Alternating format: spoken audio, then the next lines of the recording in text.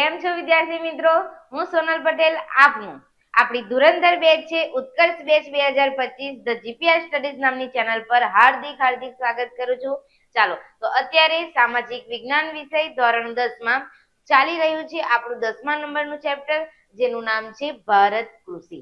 આપણે અહીંયા ખેતીની ઘણી બધી વાતો કરવાની છે. લાસ્ટ વિડિયો લેક્ચરમાં આપણે ઘણા બધા ટોપિક ક્લિયર કરી લીધા, જેમ કે કૃષિ પ્રકાર, એની પદ્ધતિ, ત્યાર પછી એની પેદાશો. ત્યારથી લઈને આજે એની જે પેદાશો છે એના તરફ આગળ જવાનું છે. પણ જે ભણી ગયા છે એમાંથી કેટલું યાદ છે એ પણ ઇમ્પોર્ટન્ટ છે ને, એ પણ જોવું પડે. એ યાદ હશે તો આગળ ભણીશું તો એ વેલિડ ગણાય. ચાલો તો જોઈ લઈએ. તમને ખ્યાલ આવતો હશે, મેં તમને જેટલા પણ પીક પોઈન્ટ ટીક કરાવ્યા છે, હાઇલાઇટ કરાવેલા છે, બરાબર, એ તમને ખાસ પૂછાય એવા છે. તો એનું રિવિઝન કરી લઈશું. જેમ કે તમને પૂછાય કે ભારતની અર્થવ્યવસ્થાનો મુખ્ય આધાર ખાલી જગ્યા પર છે, તો કૃષિ અથવા તો ખેતી. ત્યાર પછી શ્રમ શક્તિના લગભગ ખાલી જગ્યા ટકા જેટલા લોકો ખેતી કાર્યમાં જોડાયેલા છે, તો કેટલા? 60%. અને એવું પૂછાય કે રાષ્ટ્રીય ઉત્પાદનમાં કૃષિનો ફાળો કેટલો? તો કે 22%. અને નિકાસની વાત આવે તો એમાં કેટલા આવશે? 18%. ભણી ગયા છે ને. પછી પૂછાય કે ભારત એક ખાલી જગ્યા દેશ છે, તો કે કેવો દેશ છે? કૃષિ પ્રધાન દેશ છે. ત્યાર પછી આપણે કૃષિના પ્રકારો સ્ટુડન્ટ જોઈ ગયા. અલગ અલગ પ્રકારની ખેતી જોઈ, જેમાં જીવન નિર્વાહ ખેતી, સૂકી ખેતી, આદ્ર ખેતી એટલે કે ભીની ખેતી, સ્થળાંતરિત એટલે કે ઝૂમ ખેતી, બાગાયતી ખેતી, અને લાસ્ટ જોઈ ગયા સઘન ખેતી. ચાલો તો જીવન નિર્વાહ ખેતીને બોલો બીજા કયા નામે ઓળખવામાં આવે? આત્મનિર્વાહ ખેતી. એ કયા પ્રકારની ખેતી હોય? તો કે એમાં એટલું જ ઉત્પાદન થાય કે જે ઉત્પાદન આપણા કુટુંબના ભરણ પોષણ પાછળ વપરાય જાય, એટલે કે પરિવાર પાછળ જ વપરાય જાય, બરાબર. તો એને કહીશું જીવન નિર્વાહ ખેતી. ત્યાર પછી આપણે સૂકી ખેતીમાં જોયું કે જે જમીનમાં સંગ્રહાયેલો ભેજ છે એના આધારે જ પાક લેવામાં આવે, એ પણ એક જ પાક, તો એને આપણે સૂકી ખેતી કીધી. પછી આદ્ર ખેતી, એનો મતલબ શું?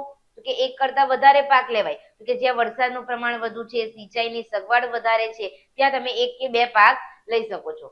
સ્થળાંતરિત ખેતીમાં મેં તમે જંગલોની વાત કરીને આપી હતી કે જંગલો હોય તો એ જંગલોને સાફ કરવામાં આવે, બરાબર, એ જમીન તૈયાર કરવામાં આવે અને ત્યાં પાક ઉગાડવામાં આવે.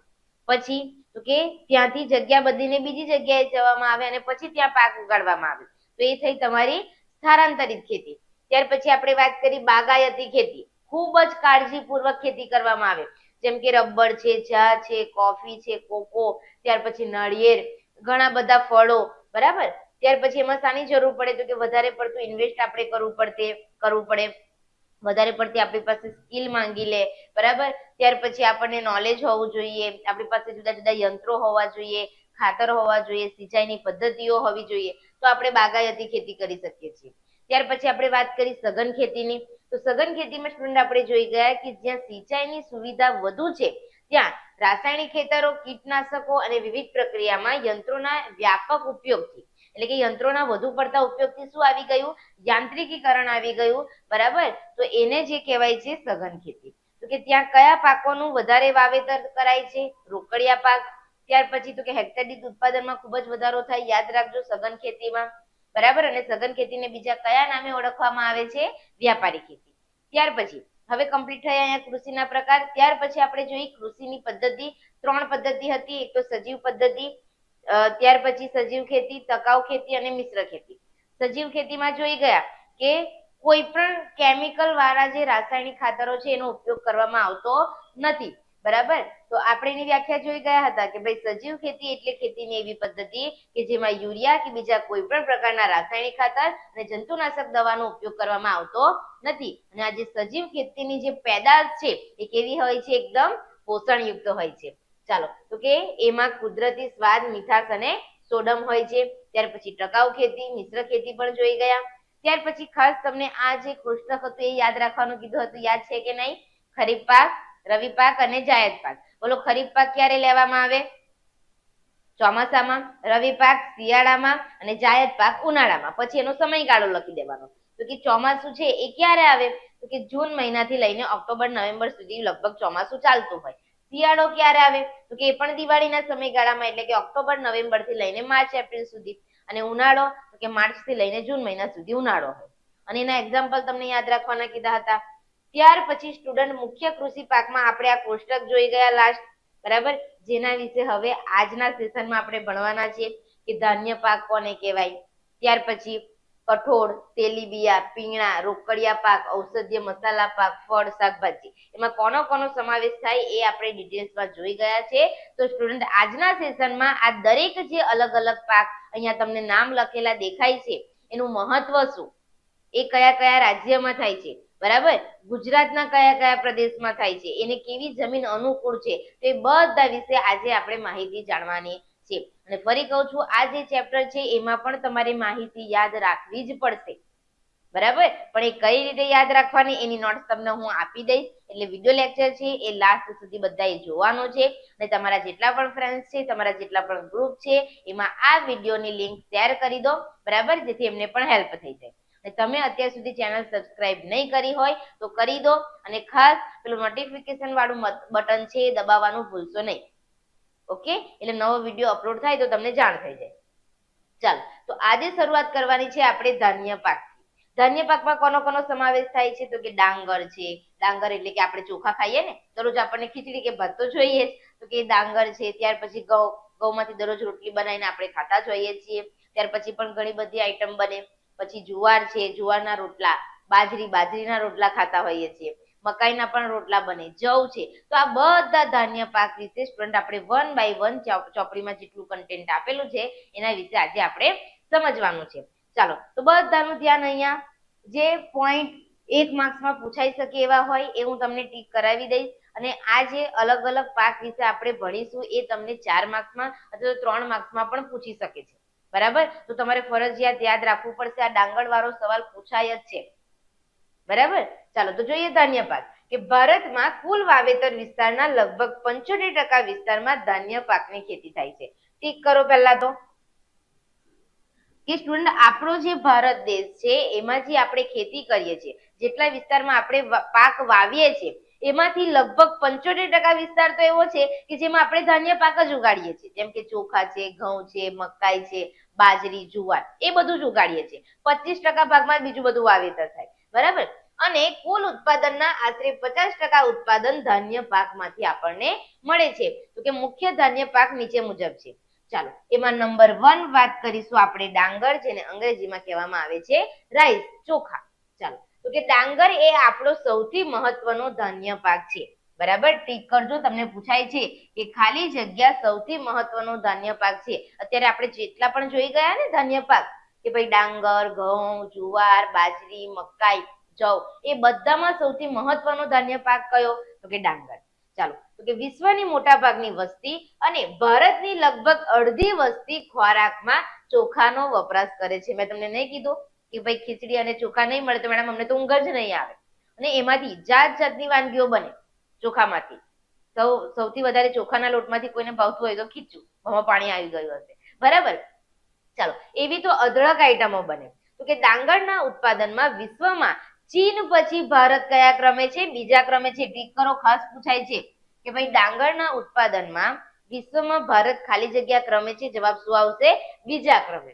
ચાલો, તો કે ભારતના કુલ વાવેતર વિસ્તારના ચોથા ભાગ પર ડાંગર રોપવામાં આવે છે. ડાંગર એ ઉષ્ણ કટિબંધીય પાક છે. તો તમે સામાજિક વિજ્ઞાનમાં ભણ્યા હોય તો અહીંયા તમને બતાવી દઉં, એક સેકન્ડ.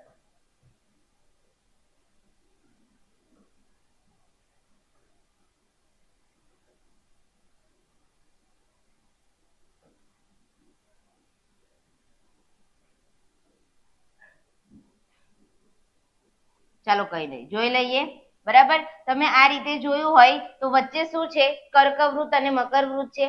તો એ કર્કવૃત અને મકરવૃત વચ્ચેનો જે ભાગ છે એને આપણે કયા નામે ઓળખીએ છીએ, ઉષ્ણ કટિબંધીય પાક. સમજી લેજો, કારણ કે જેટલા પણ પાક હવે ભણાવવા જઈ રહી છું એમાં ઉષ્ણ કટિબંધીય પાક, સમશીતોષ્ણ કટિબંધીય પાક અને શીત કટિબંધ, આ બધા નામ આવશે.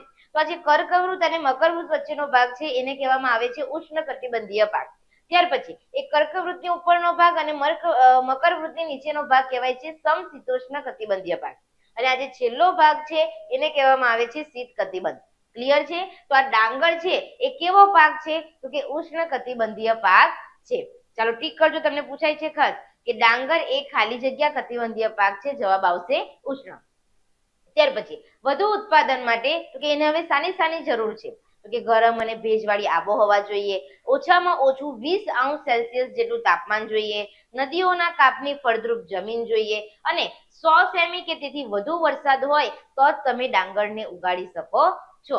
તો કે ઓછા વરસાદવાળા વિસ્તારો જેમ કે પંજાબ છે, હરિયાણા છે, ઉત્તર પ્રદેશ છે, એમાં વરસાદ ઓછો પડે છે પરંતુ સિંચાઈ દ્વારા આ પાક લેવામાં આવે છે. તો કે ડાંગરની ખેતીમાં માનવ શ્રમની વધુ જરૂરિયાત રહે છે, એટલે કે એમાં જેવા મજૂરો છે બરાબર એની વધારે પડતી જરૂર પડે છે. તો ખાસ આ પણ ટીક કરજો સ્ટુડન્ટ, તમને પૂછાય છે કે ભાઈ કયા પ્રકારની ખેતીમાં માનવ શ્રમની વધુ જરૂરિયાત રહે છે? તો કે ડાંગરની ખેતીમાં. તો કે પશ્ચિમ બંગાળ, તમિલનાડુ, આંધ્રપ્રદેશ, તેલંગાણા, બિહાર, ઓડિશા તેના મુખ્ય ઉત્પાદક રાજ્યો છે.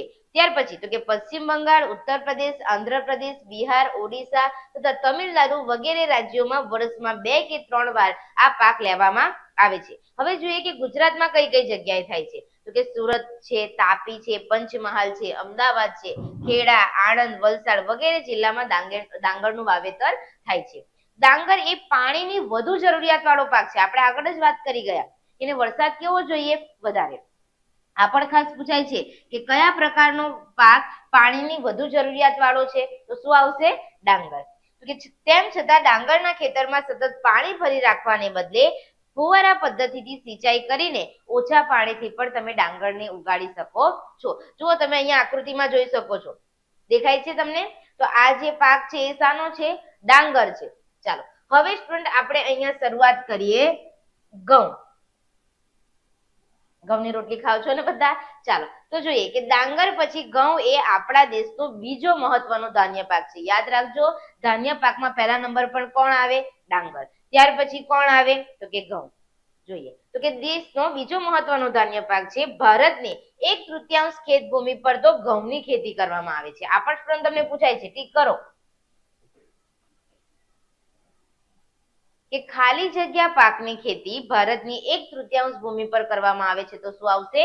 ઘઉં. તો કે તે દેશના ઉત્તર પશ્ચિમ ભાગમાં વસતા લોકોનો મુખ્ય ખોરાક છે. મેં તમને નહીં કીધું ચોખા? તો કે જોઈએ એટલે જોઈએ, અને આપણે તો ઓલરાઉન્ડર, મેડમ ચોખા પણ જોઈએ અને રોટલી પણ જોઈએ, બરાબર? તો કયા લોકોનો મુખ્ય ખોરાક છે ઘઉં? તો કે ઉત્તર અને પશ્ચિમ ભાગમાં વસતા લોકોનો મુખ્ય ખોરાક છે ભારતના. ચાલો તો કે ઘઉં એ જો અહીંયા આવ્યું ફરીથી, ઘઉં એ સમશીતોષ્ણ કટિબંધીય રવિ પાક છે. ટીક કરજો. ડાંગર એ કેવો કટિબંધીય પાક છે? ઉષ્ણ, કર્કવૃત અને મકરવૃતની વચ્ચે, બરાબર? પણ જે ઘઉં છે એ કેવો પાક છે? સમશીતોષ્ણ કટિબંધીય રવિ પાક છે. રવિ પાક એટલે કઈ ઋતુમાં ઉગાડાય? બોલો, આપણે ભણી ગયા શિયાળા. ચાલો તો કે ઘઉંના પાક માટે હવે જુઓ કેવી કેવી અનુકૂળતા જોઈએ એને. તો કે એક તો કાળી કે ફળદ્રુપ ગોરાડું જમીન જોઈએ, પછી 75 સેન્ટીમીટર વાર્ષિક વરસાદ જોઈએ, પછી તો કે સિંચાઈની મદદથી ઓછા વરસાદવાળા ભાગમાં પણ ઘઉં ઉગાડવામાં આવે છે. ચાલો તો કે 100 સેન્ટીમીટર થી વધુ વરસાદવાળા વિસ્તારોમાં ઘઉંનું વાવેતર થતું નથી. ઘઉંને ફક્ત કેટલો વરસાદ જોઈએ? તો કે આખા વર્ષ દરમિયાન 75 સેન્ટીમીટર જેટલો વરસાદ થયેલો હોવો જોઈએ, તો તમે આરામથી ઘઉંની ખેતી કરી શકો. પણ એવા વિસ્તારો કે જ્યાં 100 સેન્ટીમીટર કરતા વધારે વરસાદ પડે છે તો ત્યાં તમે ઘઉં ઉગાડી શકતા નથી. ચાલો ત્યાર પછી તો કે ઘઉંની ખેતીમાં યાંત્રિકરણ થયું હોવાથી શ્રમિકોની જરૂર કેવી પડે છે? ઓછી જરૂર પડે છે. જેમ કે આપણને ખ્યાલ છે, બરાબર, થ્રેસર, હાર્વેસ્ટર એ બધા સાધનો હોય, પણ અત્યારે તો આધુનિકરણના કારણે નવા નવા યંત્રો આવી ગયા છે. તો જે મજૂરો રોકાયેલા હતા એ મજૂરોને આપણે દૂર કરી દીધા, એટલે કે ઓછા શ્રમિકોની જરૂર પડે છે. કે હરિયાળી ક્રાંતિ બાદ ઘઉંનું ઉત્પાદન લગભગ કેવું થઈ ગયું છે? બમણું થઈ ગયું છે. સ્ટુડન્ટ આ પણ પૂછાય છે, તમને ટીક કરો. ખાલી જગ્યામાં પૂછાય છે કે ભાઈ હરિયાળી ક્રાંતિ બાદ ખાલી જગ્યાનું ઉત્પાદન લગભગ બમણું થયું છે. શું આવશે? ઘઉં. તો કે ઘઉંની ખેતી મુખ્યત્વે જો ક્યાં ક્યાં થાય છે? તો કે પંજાબ છે, હરિયાણા છે, પશ્ચિમી ઉત્તર પ્રદેશમાં છે. તો કે એવી જગ્યાએ થાય છે. દેશમાં કુલ ઘઉં ઉત્પાદનના 2/3 ભાગ આ રાજ્યોનો હોય છે. આ રાજ્યોમાં સિંચાઈની સગવડ હોવાથી ત્યાં હેક્ટર દીઠ ઉત્પાદન વધારે થાય છે. પંજાબમાં નહેરો આવેલી છે, એ નહેરોના પાણીના લીધે ઘઉંનો વિપુલ પ્રમાણમાં પાક થાય છે. એટલે તો પંજાબને ઘઉંનો કોથાળ કહેવામાં આવે છે. મોસ્ટ આઈએમપી સવાલ, આ સવાલ એક્ઝામમાં આવશે અને આવશે. ટીક કરો. સ્કૂલની એક્ઝામ હોય કે બોર્ડની એક્ઝામ હોય, ટીક કરો બધા. તમને 2 માર્ક્સનો સવાલ પણ પૂછાય છે કે ભાઈ પંજાબને ઘઉંનો કોથાળ સાથે કહેવામાં આવે છે, સમજાવો. અથવા તો હેતુલક્ષીમાં મૂકશે કે ખાલી જગ્યાને ઘઉંનો કોથાળ કહેવામાં આવે છે, તો કે પંજાબ, બરાબર? ચાલો, તો કે મધ્યપ્રદેશ, રાજસ્થાન, ગુજરાત, મહારાષ્ટ્ર, પશ્ચિમ બંગાળ વગેરે રાજ્યોમાં પણ ઘઉંનું વાવેતર થાય છે. ગુજરાતમાં ભાલ વિસ્તારમાં, તમે નામ સાંભળ્યું હશે, મમ્મીને પૂછજો, ભાલિયા ઘઉં, બરાબર. તો કે ગુજરાતના ભાલ વિસ્તારમાં ભાલિયા ઘઉં થાય છે. આ ઉપરાંત મહેસાણા, રાજકોટ, જુનાગઢ, ખેડામાં પણ ઘઉં થાય છે. હવે જુઓ, તો કે રોજિંદા ખોરાકમાં વપરાતા સર્વ પ્રકારના અનાજમાં ઘઉં સૌથી શ્રેષ્ઠ છે. પૂછાય છે ખાલી જગ્યામાં, ટીક કરો કે ભાઈ રોજિંદા ખોરાકમાં વપરાતા સર્વ પ્રકારના અનાજમાં ખાલી જગ્યા શ્રેષ્ઠ છે. તો શું આવશે? ઘઉં. ચાલો, તો કે ઘઉંના લોટમાંથી આપણે શું બનાવીએ છીએ? તો કે રોટલી છે, ભાખરી છે, સેવ છે, ઘઉંનો શીરો છે, ત્યાર પછી લાપસી. કોઈ પણ આપણા ઘરે કોઈ પણ શુભ પ્રસંગ હોય, સારો પ્રસંગ હોય, પહેલા સુકરની લાપસી બનાવવામાં આવે, બરાબર. તો એ લાપસીની વાત છે. ત્યાર પછી લાડુ બનાવતા હોઈએ, સુખડી જે બધાને બહુ જ ભાવે, બરાબર. તો એ સુખડી, પાઉં છે, પૂરી છે, કેક, બિસ્કિટ, તો કે વગેરે અનેક પ્રકારની વાનગીઓ બને છે. આપણને ખબર છે કે અત્યારે જે આપણે પાઉં ખાઈએ છીએ એ વડાપાવનો પાવ હોય કે દાબેલીનો પાવ હોય કે સેન્ડવિચના પાવ હોય, એ પાવ છોકરાઓ શામાંથી બને? કોઈ દિવસ વિચાર્યું છે? મેદામાંથી. અને એ મેદો પચવામાં ખૂબ જ ટફ પડે, બરાબર. આપણે પેટમાં પણ દુખે બહારનું ખાઈને. પણ જો એ મેદાની જગ્યાએ તમે ઘઉંના બનેલા બ્રેડ વાપરો છો તો તમારી પાચન શક્તિ પણ કોઈ પ્રોબ્લેમ નથી આવવાનો અંદર, બરાબર. અને તમને ભાવે એવું તમે ખાઈ શકો છો. આ એક ઓપ્શન આપી દીધો. ચાલો, તો કે બધા પ્રકારના અનાજ કરતા ઘઉંમાં પૌષ્ટિક તત્વો પણ કેવા હોય છે? વધારે. તો કે આથી જ ઘઉંને અનાજનો રાજા ગણવામાં આવે છે. ખાસ પૂછાય છે કે ભાઈ ખાલી જગ્યાને અનાજનો રાજા ગણવામાં આવે છે. ઓપ્શન આપેલા હશે, ડાંગર, ઘઉં કે મકાઈ. જવાબ શું આવશે? ઘઉં.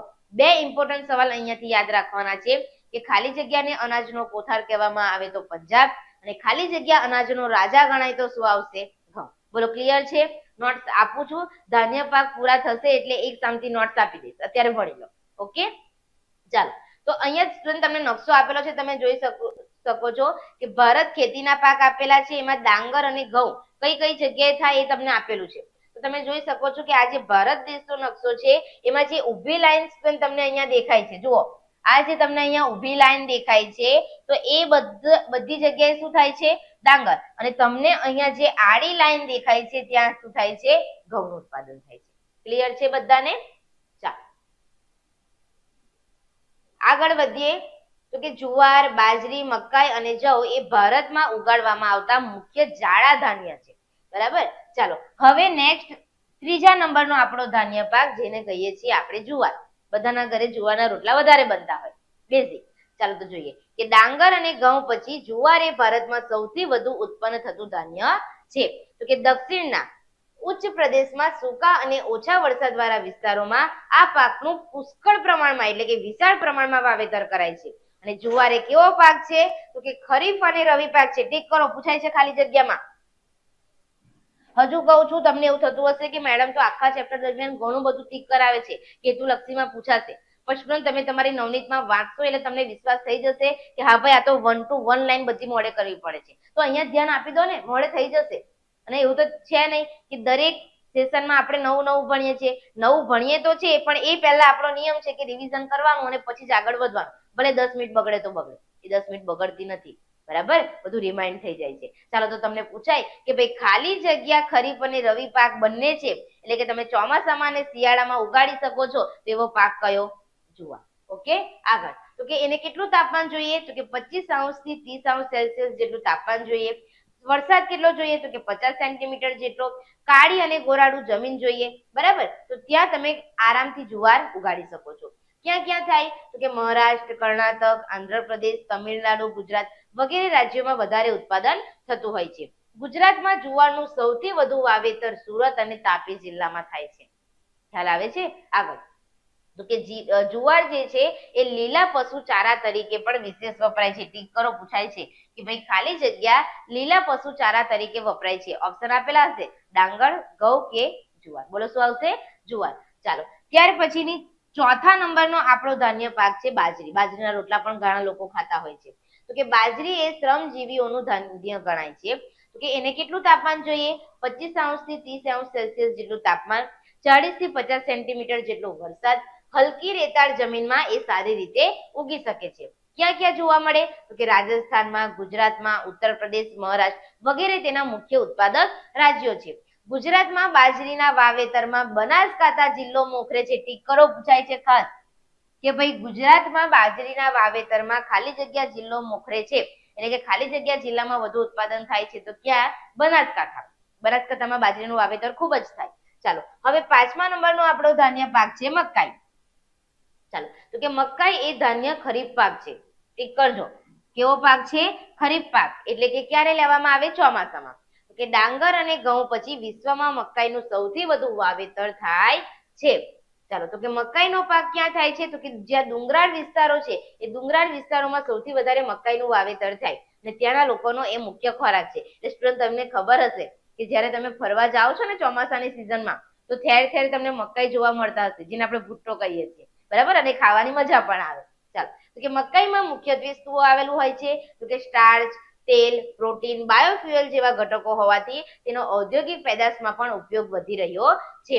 મકાઈના પાકને કેવી જમીન જોઈએ? તો કે ધોળાવવાળી, કાળી, કઠણ, પથરાળ, પાણીના નિતારવાળી જમીન માફક આવતી હોય છે. વરસાદ કેટલો જોઈએ? તો કે 50 થી 100 સેન્ટીમીટર જેટલો. તાપમાન 21° થી 27° સેલ્સિયસ જેટલું તાપમાન અનુકૂળ ગણાય છે. તો કે પશુ આહાર એટલે કે જે આપણે પશુઓને ખોરાક ખવડાવીએ છીએ એમાં, દાણીમાં અને મકાઈના તેલનો પણ ઉપયોગ વધી રહ્યો છે. મકાઈનું તેલ જે આપણે ખોરાક માટે એનો ઉપયોગ કરતા હોઈએ છીએ. તો કે રાજસ્થાન, ઉત્તર પ્રદેશ, બિહાર, મધ્યપ્રદેશ, પંજાબ, જમ્મુ કાશ્મીર, હિમાચલ પ્રદેશ, કર્ણાટક, આંધ્રપ્રદેશ વગેરે તેના મુખ્ય ઉત્પાદક રાજ્યો છે. અને ગુજરાતમાં ક્યાં ક્યાં એનું વાવેતર થાય? તો કે પંચમહાલ, દાહોદ, સાબરકાંઠા અને અરવલ્લીમાં મકાઈનું સૌથી વધુ વાવેતર થતું હોય છે. ચાલો નેક્સ્ટ જોઈએ. હવે ધાન્ય પાક અહીંયા આપણા કમ્પ્લીટ થયા. તમે બધા કહેશો મેડમ તમે કહેતા હતા ને નોટ્સ આપવાનું, જોઈએ છે નોટ્સ, બરાબર, એના દ્વારા જ તમારું મોડે થશે. બાકી તો તમે ચેપ્ટર ગોખવા જશો તો કોઈ મેર તમારો પડવાનો નથી. ચાલો તો જુઓ સ્ટુડન્ટ, અહીંયા તમે જોઈ શકો છો ધાન્ય પાક બધાને દેખાય છે. તો તમને અહીંયાથી પહેલા તો પૂછાય છે કે કુલ વાવેતર વિસ્તારના લગભગ ખાલી જગ્યા વિસ્તારમાં ધાન્ય પાકની ખેતી થાય. તો આપણે ભણી ગયા કેટલા? 75%. ચાલો પહેલા તો તમે સ્ક્રીનશોટ લઈ લો, પછી આપણે વાત કરીએ. ચાલો લઈ લો સ્ક્રીનશોટ.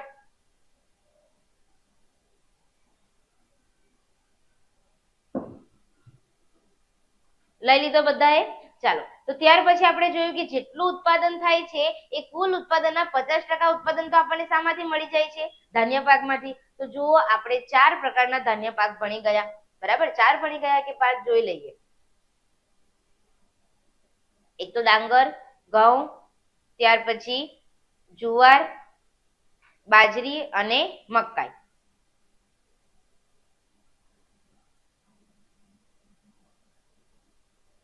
બરાબર, જુવારની અહીંયા નોટ્સ લખેલી નથી પણ હું તમને પોઈન્ટ્સ કહી દઉં, રહી ગયું છે.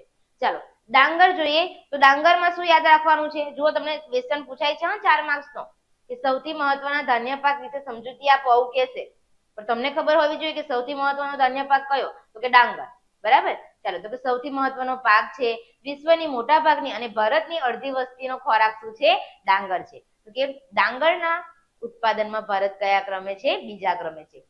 કુલ વાવેતર વિસ્તારના ચોથા ભાગ પર ડાંગર થાય. કેવો પાક છે? તો કે ઉષ્ણકટિબંધીય પાક છે. પછી યાદ રાખો કે એને કઈ કઈ વસ્તુ જોઈએ? તો કે એને એક તો ગરમ અને ભેજવાળી આબોહવા જોઈએ, 20° સેલ્સિયસ જેટલું તાપમાન જોઈએ, ફળદ્રુપ જમીન જોઈએ અને 100 સેન્ટીમીટર કે તેથી વધુ વરસાદ જોઈએ.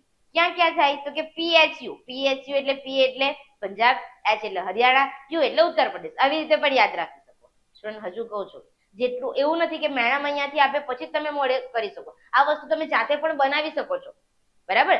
નોટ્સ તો જાતે જ પોતાની અલગ અલગ, જો એવું જરૂરી નથી કે નોટ્સ એક જ પ્રકારની બને. મોડે કરવા માટે તમે જેટલી ટેકનિકો વિચારશો એટલી અલગ અલગ પ્રકારની નોટ્સ બની શકે. અહીંયા હું એટલી ટ્રાય કરું છું કે તમને મોડે કરવામાં ઈઝી પડે, કારણ કે સામાજિક વિજ્ઞાન સૌથી બોરિંગ લાગતો વિષય છે, બરાબર. છોકરાઓ કહેતા હોય ખરેખર છે નહીં બોરિંગ, તમે ધ્યાન આપશો અને સમજશો તો મોડે કરવાની મજા પડે. ચાલો તો યાદ રાખો પંજાબ, હરિયાણા, ઉત્તર પ્રદેશમાં સિંચાઈ દ્વારા થાય. ત્યાર પછી તો કે માનવ શ્રમની એમાં વધુ જરૂરિયાત પડે. ત્યાર પછી તો કે પશ્ચિમ બંગાળ, તમિલનાડુ, આંધ્રપ્રદેશ, તેલંગાણા, બિહાર, ઓડિશા તેના મુખ્ય ઉત્પાદક રાજ્ય છે. પછી બીજા બધા જે રાજ્ય છે એમાં 2 થી 3 વાર આ પાક લેવામાં આવે, બરાબર. એવું નથી સ્ટુડન્ટ કે જેટલા અહીંયા આપેલા છે એટલા તમારે બેઠા સેમ ટુ સેમ લખવાના, એમાંથી જેટલા યાદ રહે છે એટલે 3 થી 4 નામ તો લખો, બરાબર. ચાલો તો કે ગુજરાતમાં ક્યાં થાય? તો કે સુરત છે, તાપી, પંચમહાલ, અમદાવાદ, ખેડા, આણંદ અને વલસાડમાં થાય. પછી જે ડાંગરનો પાક છે એ પાણીની સૌથી વધુ જરૂરિયાત વાળો પાક છે, છતાં પણ જ્યાં પાણી નથી ત્યાં ફુવારા પદ્ધતિથી ડાંગરનો પાક ઉગાડાય છે. ચાલો હવે જોઈએ આપણે ઘઉં, કે ડાંગર પછી મહત્વનો પાક છે બીજા નંબરનો. 1/3 ભૂમિ પર ઘઉંની ખેતી કરવામાં આવે અને ઉત્તર પશ્ચિમ ભાગમાં વસતા લોકોનો તો આ ઘઉં મુખ્ય ખોરાક છે. તો કે કેવો પાક છે? તો કે સમશીતોષ્ણ કટિબંધીય રવિ પાક છે. એને કેવી જમીન જોઈએ? કાળી અને ફળદ્રુપ જમીન જોઈએ. તો કે વરસાદ, તો કે આખા વર્ષમાં 75 સેમી જેટલો વરસાદ જરૂરી છે.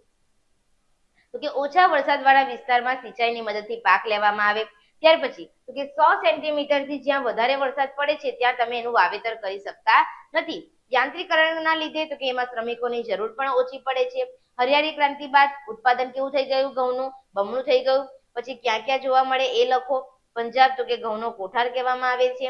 તો કે મધ્યપ્રદેશ, રાજસ્થાન, ગુજરાત, મહારાષ્ટ્ર, પશ્ચિમ બંગાળમાં તમે ઘઉં ઉગાડી શકો છો, બરાબર, ત્યાં વધારે થાય છે. ભાલ વિસ્તારમાં ભાલિયા ઘઉં ગુજરાતના પ્રખ્યાત છે.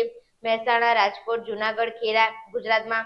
તો કે સર્વ પ્રકારના અનાજમાં સૌથી શ્રેષ્ઠ અનાજ કયું? તો કે ઘઉં છે. એમાંથી અનેક અલગ પ્રકારની વાનગીઓ બને છે, એના નામ લખી દો, બરાબર. એમાં સૌથી વધારે પૌષ્ટિક તત્વો હોય અને આથી જ એને અનાજનો રાજા કહેવામાં આવે છે. તો તમને પૂછાય ને કે ઘઉંને અનાજનો રાજા કેમ કહેવામાં આવે, તો આ લાસ્ટમાં તમારે 3-4 પોઈન્ટ લખવા પડશે, બરાબર. હજુ કહું છું, ગોખવાના બદલે આ રીતે પોઈન્ટ વાઇઝ મળે કરતા જાઓ, આરામથી થઈ જશે.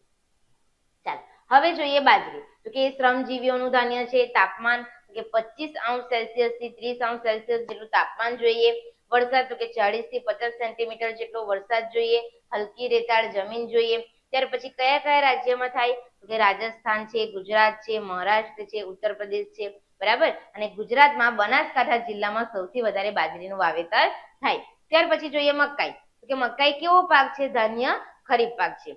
તો કે ડાંગર અને ઘઉં પછી મકાઈનું સૌથી વધુ વાવેતર થાય છે. આ મકાઈ છે કયા વિસ્તારોમાં થાય? તો કે ડુંગરાળ વિસ્તારોમાં. ત્યાર પછી એમાં શું મળે? તો કે સ્ટાર્ચ, તેલ, પ્રોટીન. એના કારણે ઔદ્યોગિક એટલે કે ઉદ્યોગોમાં પણ એનો ઉપયોગ વધી રહ્યો છે. ત્યાર પછી તો કે ધોળાવવાળી, કાળી, કથ્થર, પથરાળ અને પાણીના નિતારવાળી જમીન એને અનુકૂળ આવતી હોય છે. વરસાદ તો કે 50 થી 100 સેન્ટીમીટર જેટલો અને તાપમાન 21 થી 27 જેટલું. ક્યાં ક્યાં થાય? તો કે રાજસ્થાન, ઉત્તર પ્રદેશ, બિહાર, મધ્યપ્રદેશ, પંજાબ, જમ્મુ કાશ્મીર, હિમાચલ પ્રદેશ, કર્ણાટક અને આંધ્રપ્રદેશ. અને ગુજરાતમાં તો કે પંચમહાલ, દાહોદ, સાબરકાંઠા, અરવલ્લીમાં સૌથી વધારે મકાઈનું તમને વાવેતર જોવા મળે. ચાલો શું બાકી રહી ગયું? જુવાર બાકી છે ને, બતાવી દઉં એના પોઈન્ટ કયા કયા યાદ રાખવાના. જુઓ, જુવારમાં યાદ રાખવાનું કે ડાંગર અને ઘઉં પછી ત્રીજા નંબરનો મહત્વનો પાક કયો? કે જુવાર. ક્યાં થાય? તો કે દક્ષિણના ઉચ્ચ પ્રદેશમાં સૂકા અને ઓછા વરસાદ વાળા વિસ્તારમાં જુવારનું વાવેતર થાય. તો કે કેવો પાક છે? ખરીફ અને રવિ. કેટલું તાપમાન જોઈએ? 25 થી 30. વરસાદ કેટલો જોઈએ? 50. કેવી જમીન? બધામાં કાળી અને ગોરાળું જમીન લખી દેવાની, આવે છે ને બધામાં. ત્યાર પછી તો કે એનું વાવેતર ક્યાં ક્યાં થાય? તો કે મહારાષ્ટ્ર છે, ત્યાર પછી કર્ણાટક છે, આંધ્રપ્રદેશ, તમિલનાડુ, ગુજરાત. આ બધા રાજ્યોમાં સૌથી વધારે જુવારનું ઉત્પાદન થતું હોય છે. અને ગુજરાતમાં જુવારનું સૌથી વધુ વાવેતર ક્યાં થાય? સુરત અને તાપી. અને લાસ્ટમાં લખી દો કે જુવારનો ઉપયોગ ક્યાં થાય? તો કે લીલા પશુચારા તરીકે. બોલો આટલું મળે નહીં થાય? ખાલી સ્ટેપ બાય સ્ટેપ યાદ રાખો ને કે કેવો પાક છે, એને કેટલું તાપમાન જોઈએ, કેવો વરસાદ જોઈએ, કેવી જમીન જોઈએ, કયા કયા રાજ્યમાં થાય, ગુજરાતના કયા કયા જિલ્લામાં થાય અને એનો ઉપયોગ ક્યાં થાય. દરેકમાં બસ આટલા પોઈન્ટ મોડે કરો, આરામથી કોઈ પણ ટૂંકમાં પૂછાશે ને તમે લખી શકશો. ખ્યાલ આવે છે? ચાલો તો સ્ટુડન્ટ હવે આપણે આગળ વધીશું કઠોળ તરફ. જે બધા સ્ટુડન્ટને વધારે ભાવતા નથી. કોને કોને ભાવે કઠોળ? કઠોળ તો ખાવા જ જોઈએ ને. કઠોળમાંથી શું મળે? પ્રોટીન, બરાબર. પણ મોટા ભાગના છોકરાઓને કઠોળ નથી ભાવતું એટલે મમ્મી પાછળ પાછળ ટિફિન લઈને ફરે કે સરસ લાગે બેટા, લઈ જા, બરાબર, લઈ જવાનું ખાવાનું બધા. ચાલો તો સ્ટુડન્ટ જોઈશું આપણે કઠોળ. જોઈએ કે શાકાહારી લોકો માટે કઠોળ એ પ્રોટીનનો મુખ્ય સ્ત્રોત છે. ટીક કરો બધા. પૂછાય છે કે ભાઈ શાકાહારી લોકો માટે ખાલી જગ્યાએ પ્રોટીનનો મુખ્ય સ્ત્રોત છે. શું જવાબ આવશે? કઠોળ. ચાલો ત્યાર પછી આગળ તો કે કઠોળમાં કોનો કોનો સમાવેશ થાય? જો જેવી રીતે આપણે ધાન્ય પાકમાં ડાંગર, ઘઉં, જુવાર, બાજરી અને મકાઈ અલગ અલગ ભણ્યા ને, એવી રીતે કઠોળમાં ચિંતા નહીં કરો, તમારે અલગ અલગ ભણવાનું નથી. એક જ જે તમને પેરેગ્રાફ આપ્યો છે કઠોળ, એમાં જ બધું તમારે ભણી લેવાનું છે, બરાબર. ચાલો તો કે તુવેર છે, મગ, ચણા, વટાણા, વાલ, મઠ, અડદ વગેરે કઠોળ પાક ગણાય છે. હવે જુઓ ખરીફ પાક કયા કયા ખાસ પૂછાય છે તમને કે તુવેર, અડદ, મગ, મઠ એ ખરીફ પાક છે, ચોમાસામાં થાય. કઈ રીતે પૂછાશે? ખાલી જગ્યામાં પૂછાય છે કે ભાઈ તુવેર, અડદ, મગ અને મઠ એ ખાલી જગ્યા પાક છે તો શું આવશે? ખરીફ. અને આ પણ પૂછાય છે કે જ્યારે ચણા, વટાણા અને મસૂર ખાલી જગ્યા પાક છે તો એ શું આવશે? રવિ પાક, શિયાળામાં થાય. ચાલો, તો કે વધુ વરસાદવાળા વિસ્તારો સિવાય લગભગ બધા જ રાજ્યોમાં કઠોળનું વાવેતર કરાય છે. જોજો તો કે મધ્યપ્રદેશ, રાજસ્થાન, ઉત્તર પ્રદેશ, મહારાષ્ટ્ર, ઓડિશા, બિહાર, આંધ્રપ્રદેશ વગેરે તેના મુખ્ય ઉત્પાદક રાજ્યો છે. મેં તમને કીધું ને, દરેકમાં આ પોઈન્ટ આવશે, તમારે લખવાનું કે ભારતમાં ક્યાં ક્યાં થાય અને પછી લખવાનું ગુજરાતમાં કઈ કઈ જગ્યાએ થાય. તો કે જુઓ, ગુજરાતમાં તુવેરનું વડોદરા જિલ્લામાં સૌથી વધારે વાવેતર થાય, મગ અને મઠનું કચ્છ જિલ્લામાં, અડદનું પાટણ જિલ્લામાં સૌથી વધુ વાવેતર થાય છે. તમને અલગ અલગ ખાલી જગ્યા બનાવીને છોકરાઓ પૂછશે, ટીક કરો. ચાલો, તમને પૂછાશે કે ભાઈ ગુજરાતમાં તુવેરનું ખાલી જગ્યા જિલ્લામાં સૌથી વધુ વાવેતર થાય, ક્યાં આવશે? વડોદરા. પછીની ખાલી જગ્યા પૂછશે કે ગુજરાતમાં મગ અને મઠનું ખાલી જગ્યા જિલ્લામાં સૌથી વધુ વાવેતર થાય તો કે કચ્છ. પછી પૂછશે કે ગુજરાતમાં અડદનું ખાલી જગ્યા જિલ્લામાં સૌથી વધુ વાવેતર થાય તો શું આવશે? પાટણ. યાદ રહેશે? તો આ લાઈન મોસ્ટ ઇમ્પોર્ટન્ટ યાદ રાખજો કે કઠોળના પાક દ્વારા નાઇટ્રોજનનું જમીનમાં પુનઃસ્થાપન થાય છે. તમે નાઇટ્રોજન ચક્ર ભણીને આવેલા છો, તમને ખ્યાલ છે, બરાબર? તો કઠોળ એ એવો પાક છે કે જેના દ્વારા તમે નાઇટ્રોજનનું ફરીથી જમીનમાં એનું સ્થાપન કરી શકો છો. તો કે ધાન્ય પાક સાથે કે ધાન્ય પાકો બાદ જમીનની ફળદ્રુપતા જાળવવા કઠોળનું આંતરપાક તરીકે વાવેતર કરાય છે.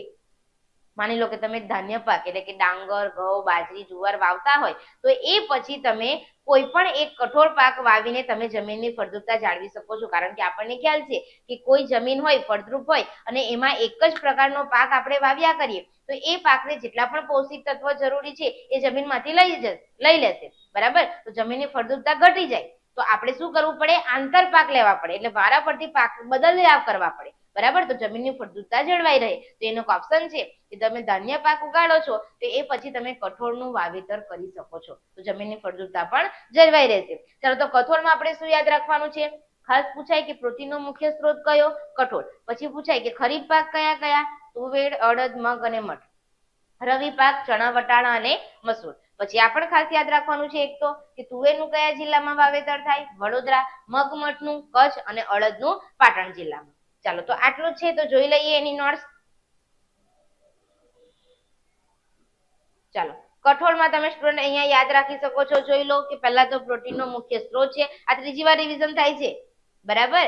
એટલે આપણા સેશનમાં સ્ટુડન્ટ તમારું અડધું ઉપર 30 થી 40% તો મોડે થઈ જ જશે.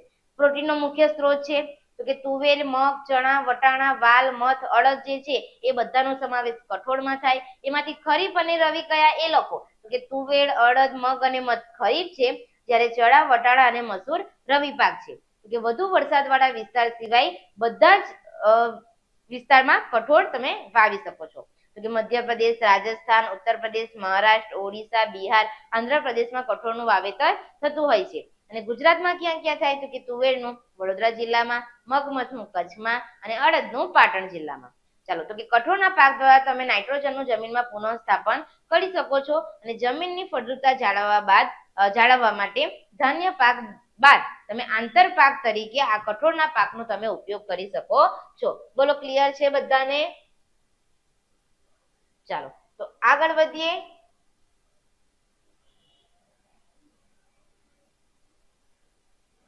ચાલો, તો સ્ટુડન્ટ ત્યાર પછી આપણે જોઈશું, આપણને અહીંયા કીધું છે કે તમને આટલું જાણવું ગમશે ને બધાને? ચાલો, તો જોઈએ કે ગુજરાતમાં વવાતા તૃણધાન્ય પાકોમાં નાગલી એટલે કે રાગી. સ્ટુડન્ટ તમે નાગલીનું નામ કદાચ નહીં સાંભળ્યું હોય પણ રાગીનું નામ તો સાંભળ્યું જ હશે. રાગીનો લોટ, બરાબર? એમાંથી પાપડી પણ બને, પૂરી પણ બને. રાગીની પૂરી ખાસ તો વધારે ખાતા હોય છે બધા, બરાબર? તો કે આ રાગી જે છે એ મોખરાનું સ્થાન ધરાવે છે. હવે એ ક્યાં વવાય? તો કે ડુંગરાળ પ્રદેશમાં વસતા જે આદિવાસી છે એમનો આ મુખ્ય ખોરાક છે. તો કે ગુજરાત તેમજ સમગ્ર ભારતમાં વવાતા વિવિધ તૃણધાન્ય પાકોમાં નાગલીની પ્રતિ હેક્ટરે ઉત્પાદન ક્ષમતા સૌથી વધારે છે. આ નાગલી જે છે એટલે કે રાગી, એને અંગ્રેજીમાં કયા નામે ઓળખવામાં આવે? તો કે ફિંગર મિલેટ, આફ્રિકન મિલેટ અને ગુજરાતીમાં એને બાવટાના નામથી પણ ઓળખવામાં આવે છે. તો કોઈ જગ્યાએ ફરવા જાઓ અને તમને એવું કહે કે બાવટું, તો યાદ રાખજો શું આવશે? રાગી. તો કે નાગલી પોષક તત્વોથી ભરપૂર તૃણધાન્ય પાક છે એટલે બધા વધારેમાં વધારે રાગીના લોટનો ઉપયોગ કરતા હોય છે. બરાબર. તેના દાણામાં તો કે પ્રોટીન, ખનિજ તત્વ અને વિટામિનનું પ્રમાણ વિશેષ જોવા મળે છે. એટલે જે લોકો ડાયટિંગ કરતા હોય ને એ લોકો ખાસ આ રાગીનો ઉપયોગ કરતા હોય છે. ચાલો, તો કે નાગલીમાં રેસાની માત્રા વધારે હોવાથી ડાયાબિટીસ અને હૃદય રોગના દર્દીઓ માટે પણ ખૂબ જ લાભદાયક છે. નાગલીમાં કેલ્શિયમ અને આયર્નનું પ્રમાણ અન્ય ધાન્ય પાકો કરતા સવિશેષ હોવાથી તેનો ઉપયોગ કુપોષણ દૂર કરવામાં અને બેબી ફૂડ બનાવવામાં થાય છે. તો કે નાગલી ઉગાડતા આદિવાસી ખેડૂતો લોટમાંથી રોટલા બનાવીને ખાય છે. જો મેં તમને કીધું ને, હવે એ રાગીના લોટમાંથી મેં તમને પહેલા જ વાત કરી પૂરી પણ બને, તો કે બીજું બિસ્કિટ, ચોકલેટ, ત્યાર પછી ટોસ્ટ, નાન ખતાઈ આપણે ખાઈએ છીએ ને, વેફર, પાપડી જેવી જુદી જુદી વાનગીઓ પણ તમે એ રાગીના લોટમાંથી બનાવી શકો છો.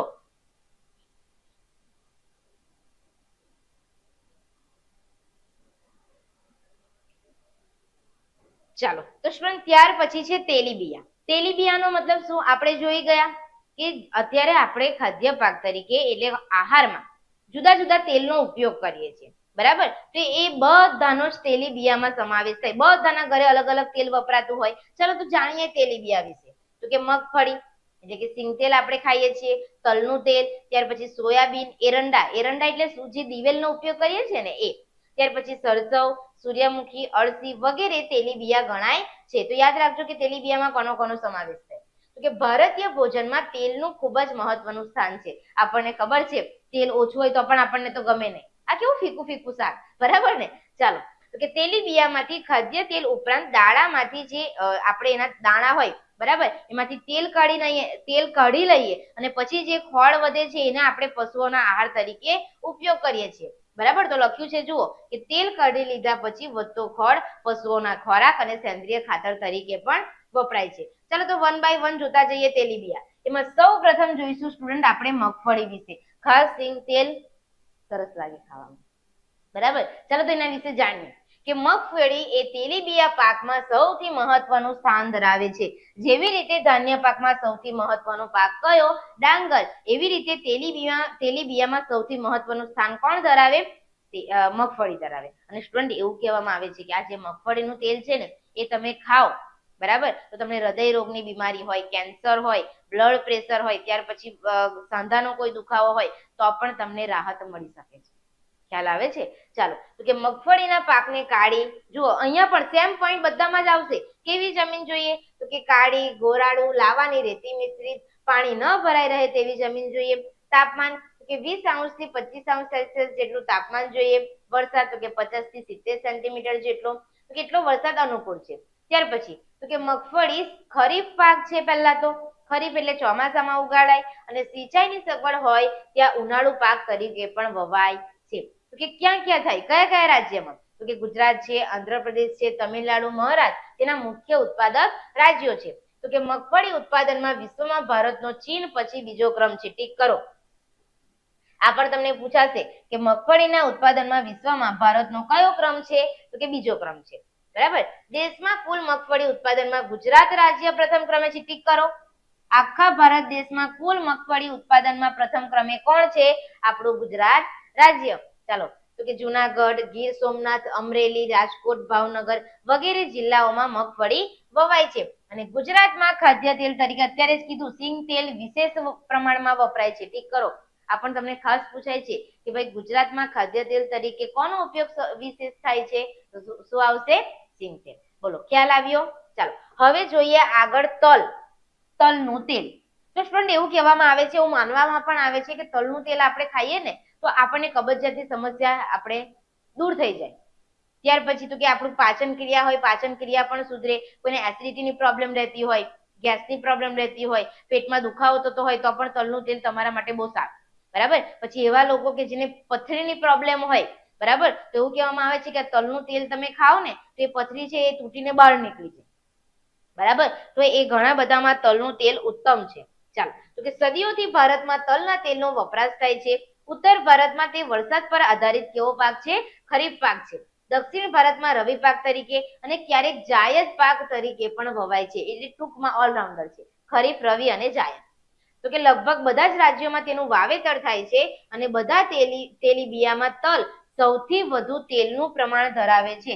આપણે જેટલા પણ તેલીબિયા જોયા ને એમાં સૌથી વધુ તેલનું પ્રમાણ કોણ ધરાવે? તલ. ખાસ તમને પૂછાય છે, યાદ રાખજો કે ભાઈ બધા તેલીબિયામાં સૌથી વધુ તેલનું પ્રમાણ કોણ ધરાવે? તલ. દુનિયાના લગભગ દરેક ભાગમાં ખાદ્ય તેલ તરીકે તે વપરાય છે. તો કે કયા કયા રાજ્યમાં? ગુજરાત, તમિલનાડુ, પશ્ચિમ બંગાળ, કર્ણાટક અને મધ્યપ્રદેશ એના મુખ્ય ઉત્પાદક રાજ્યો છે. તો કે ગુજરાત સમગ્ર દેશમાં તલના ઉત્પાદન અને વાવેતર વિસ્તારમાં પ્રથમ ક્રમે છે.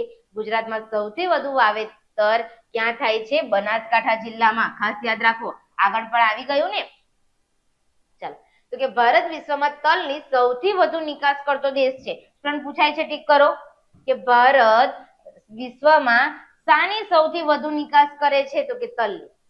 એનો મતલબ કે તલ સૌથી વધુ વેચે છે, બરાબર, અન્ય દેશોમાં. ચાલો, ત્યાર પછી છે સરસવ. સરસવનું તેલ, જેને આપણે મસ્ટર્ડ ઓઇલ પણ કહીએ છીએ ને. અને સ્ટુડન્ટ, આ જે સરસવનું ઓઇલ છે ને, બરાબર, એ એવું કહેવામાં આવે કે આપણું શરીર, તમને કોઈ દુખાવો થતો હોય અને એનાથી તમે માલિશ કરો ને તો તમને સારું થાય, બરાબર. ત્યાર પછી કોઈની ત્વચા એટલે કે આપણી ચામડી છે એકદમ સુકાઈ ગયેલી હોય તો એના દ્વારા તમે માલિશ કરો તો પણ એ મુલાયમ થઈ જાય. તો આ મસ્ટર્ડ ઓઇલ છે એના ઘણા બધા ઉપયોગો છે. ગૂગલ પર લખજો એટલે અદરક યાદી આવી જશે. ચાલો, તો કે સરસવ એ રવિ પાક છે, એટલે કે શિયાળામાં લેવાય. જો 3 જ લાઈન છે, યાદ રાખવાનું છે. એક તો રવિ પાક છે, ઉત્તર ભારતનો મહત્વનો પાક છે. ત્યાર પછી તો કે સરસવના બીજ અને તેના તેલને ઔષધીય, જો મેં કીધું ઔષધીય તેમજ ખાદ્ય તેલ તરીકે તમે એનો ઉપયોગ કરી શકો છો. ક્યાં ક્યાં થાય? કે રાજસ્થાન, ઉત્તર પ્રદેશ, હરિયાણા, પશ્ચિમ બંગાળ, ગુજરાત અને મધ્યપ્રદેશ તેના ઉત્પાદક રાજ્ય છે. તો સ્ટુડન્ટ, આટલું નહીં યાદ રહે. પહેલા તો કેવો પાક છે? તો કે રવિ પાક છે. તો કે કોનો મહત્વનો પાક છે? ઉત્તર ભારતનો. પછી કયા કયા રાજ્યોમાં થાય એ લખો, એનો ઉપયોગ લખો. તો કે ઔષધીય તરીકે અને ખાદ્ય તેલ તરીકે. ચાલો, ત્યાર પછી હવે આપણે જોઈશું નાળિયેર, કોકોનટ ઓઇલ. તમને ખબર છે, છોકરીઓને ખ્યાલ હશે અને છોકરાઓને પણ ખ્યાલ હશે કે વાળની મજબૂતાઈ વધારવા, વાળને સ્વસ્થ રાખવા માટે, બરાબર, આપણે કયા તેલનો ઉપયોગ કરતા હોઈએ છીએ? આ કોકોનટ ઓઇલ એટલે કે નારિયેળના તેલનો આપણે ઉપયોગ કરતા હોઈએ છીએ, બરાબર. અને ત્વચા, બરાબર, આપણી ચામડી માટે પણ કોકોનટ ઓઇલ સારું છે. ચાલો, તો જોઈએ કે નાળિયેર એ દરિયા કિનારાની ગરમ અને ભેજવાળી આબોહવા તથા ક્ષારવાળી જમીનમાં થતો બાગાયતી પાક છે. એટલે કે ખૂબ જ માવજત, ખૂબ જ કાળજી માંગી લે. આપણે જોયું હતું ને બાગાયતી ખેતીમાં વધુ મૂડીરોકાણ, કુશળતા, જ્ઞાન, યંત્રો, સિંચાઈ. તો કે ભારતમાં કર્ણાટક, કેરળ, તમિલનાડુ, અંદમાન નિકોબારમાં નારિયેળના શું આવેલા છે? બગીચા આવેલા છે. ફરવા જાવ તો શોધજો. ચાલો, તો કે ગુજરાતમાં દરિયા કિનારાના વિસ્તારોમાં પણ નારિયેળીનું વાવેતર કરવામાં આવે છે. તો કે ઓછી ઊંચાઈ ધરાવતી, અને જુઓ તમે ફરવા જશો ને તો આવું બધું તો દેખાશે તમને. ઓછી ઊંચાઈ ધરાવતી અને વધુ ઉત્પાદન આપતી નારિયેળીની જાતો વિકસાવવામાં આવી છે. દક્ષિણ ભારતમાં નારિયેળના કોપરાના તેલ એટલે કે કોપરેલ, ત્યાંની બોલું છું ને આપણે, કોકોનટ ઓઇલ એટલે કે કોપરેલનો ખાદ્ય તેલ તરીકે પણ ઉપયોગ થાય છે. જુઓ, વાળમાં ઉપયોગ થાય અને ખાદ્ય તેલ તરીકે પણ એનો ઉપયોગ કરે છે. તો કે તેમજ આ નારિયેળનું પાણી જે છે એ સ્વાસ્થ્ય વર્ધક પીણા તરીકે ઉપયોગી છે. તમને ખ્યાલ હશે કે જ્યારે આપણા ઘરમાં કોઈ વ્યક્તિ બીમાર થાય તો આપણે નારિયેળ લાવીએ છીએ અને એનું પાણી પીવડાવીએ છીએ અને એમાંથી જે મલાઈ નીકળે એ પણ ખાવામાં મજા આવે. ખાધું છે ને બધાએ? હા, તમને ખાસ અહીંયા પૂછાય છે કે કોનું પાણી સ્વાસ્થ્યવર્ધક પીણા તરીકે ઉપયોગ છે? તો કે નાળિયેરનું પાણી. ઓકે, ચાલો, ત્યાર પછી જુઓ, સોરી, આ તો નાળિયેરી નહીં, એરંડા છે. હા, એરંડા. ચાલો, હવે એરંડા, જેને અંગ્રેજીમાં કહેવામાં આવે છે કેસ્ટર ઓઇલ, અને કેસ્ટર ઓઇલ એટલે કે દિવેલ. તમને બધાને ખ્યાલ હશે કે દિવેલ આપણે માથામાં નાખીએ એટલે વાળમાં નાખીએ તો વાળ કેવા થઈ જાય? જાડા થઈ જાય. એવું કહેવામાં આવે કે એક કુદરતી કન્ડિશનર તરીકે કામ કરે. તમે દિવેલ નાખો ને, બરાબર, તો તમારા વાળ ખૂબ જ સારા રહે, ત્વચા માટે પણ ખૂબ જ સારું છે. ચાલો, તો કે એરંડા એટલે કે દિવેલા, તે ખરીફ અને રવિ બંને પાક છે. એરંડાના વૈશ્વિક ઉત્પાદનમાં ભારત 64% હિસ્સા સાથે સૌથી મોટો ઉત્પાદક દેશ છે. ત્યારબાદ અનુક્રમે ચીન અને બ્રાઝિલનો ક્રમ આવે છે. ભારતના કુલ ઉત્પાદનના લગભગ 80% ઉત્પાદન ક્યાં થાય છે? ગુજરાતમાં જ થાય છે. આ ઉપરાંત આંધ્રપ્રદેશ, રાજસ્થાન વગેરે તેના ઉત્પાદક રાજ્યો છે. હવે ગુજરાતમાં ક્યાં કયા કયા જિલ્લામાં એનું વાવેતર થાય? કે બનાસકાંઠા, પાટણ, સાબરકાંઠા, રાજકોટ, જુનાગઢ, અમરેલી વગેરે જિલ્લાઓમાં તેનો પાક વધતે ઓછે અંશે પણ લેવામાં આવે છે. આ ઉપરાંત વર્તમાન સમયમાં કપાસિયા, સૂર્યમુખી, ડાંગર અને મકાઈના તેલનું ખાદ્ય તેલ તરીકે વપરાશ વધી રહ્યો છે. તો સ્ટુડન્ટ, અહીંયા કમ્પ્લીટ થઈ ગયા આપણા તેલીબિયા. ચાલો, કયા કયા તેલીબિયા જોઈ ગયા? જોઈ લઈએ. એક તો મગફળી, ત્યાર પછી તલ, સરસવ, નારિયેળ અને એરંડા. 5 જોયા, બરાબર. ત્યાર પછી ટોપિક ચેન્જ થાય છે તો આપણે એક કામ કરીએ, પહેલા એની નોટ્સ જોઈ લઈએ. ચાલો, ચાલો પહેલા તો સ્ક્રીનશોટ લેવો હોય તો બધા સ્ક્રીનશોટ લઈ લે.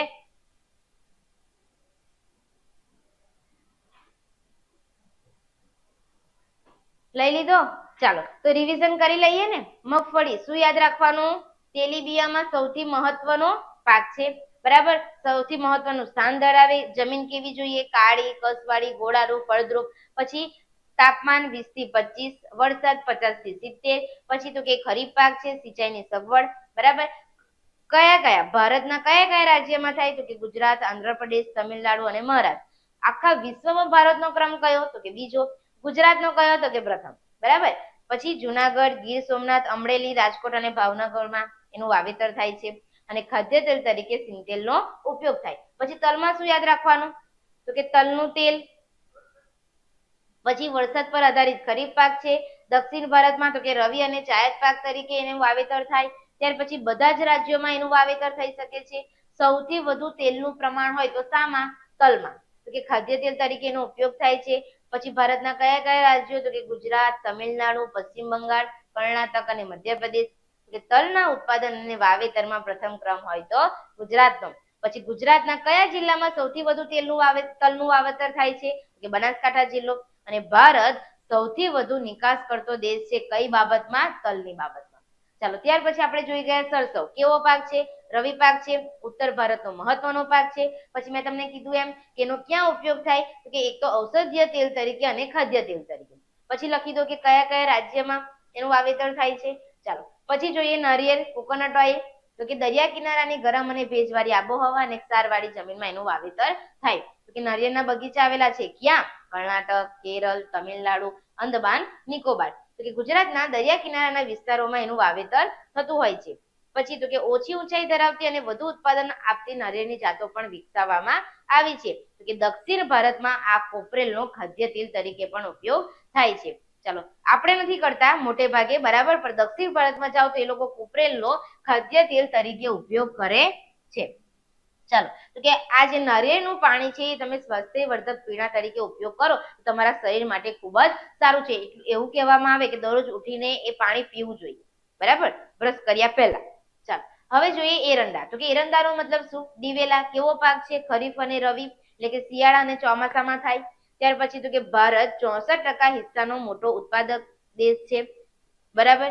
પછી તો કે 80% ઉત્પાદન ક્યાં થાય છે? ગુજરાતમાં જ થાય છે. તો કે આંધ્રપ્રદેશ અને રાજસ્થાનમાં થાય. ત્યાર પછી ગુજરાતમાં ક્યાં? તો કે બનાસકાંઠા, પાટણ, સાબરકાંઠા, રાજકોટ, જુનાગઢ અને અમરેલી. બોલો ખબર પડી? તો સ્ટુડન્ટ આજે આપણે ધાન્ય પાક 5 પ્રકારના જોઈ ગયા. કયા? ચાલુ યાદ કરો. ડાંગર, ઘઉં, ત્યાર પછી શું જોઈ ગયા? બાજરી, જુવાર અને મકાઈ. ત્યાર પછી આપણે કઠોળની વાત કરી. એક જ પેરેગ્રાફમાં બધું કઠોળ વિશે જાણી લીધું, બરાબર. એટલે એમાં તમારે મોડે કરવાનું નથી. પણ આ તેલીબિયા પણ લોંગ ક્વેશ્ચન તરીકે પૂછાય છે એટલે યાદ રાખજો. તેલીબિયામાં આપણે જોઈ ગયા સૌપ્રથમ મગફળી, ત્યાર પછી તલ, ત્યાર પછી સરસવ, ત્યાર પછી આપણે કોની વાત કરી?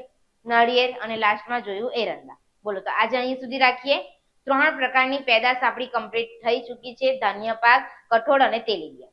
તો સ્ટુડન્ટ આજે તમને જે આ 3 ટોપિક ભણાવ્યા છે, બરાબર, જે નોટ્સ આપી છે એની મદદથી જે લોંગ ક્વેશ્ચન પૂછાય છે એ આજે ને આજે જ મોડે કરી નાખો, અને જે હેતુલક્ષી મોડે કરાવ્યા છે એ પણ આજે ને આજે જ મોડે કરી નાખો, બરાબર. બાકી માથે દેવું વધતું જશે. ઓકે, તો વિદ્યાર્થી મિત્રો આજનો જે સેશન છે એ હું અહીંયા કમ્પ્લીટ કરું છું. નેક્સ્ટ વિડિયો લેક્ચરમાં આની પછીના નેક્સ્ટ ટોપિક સાથે ફરી મળીએ. Thank you.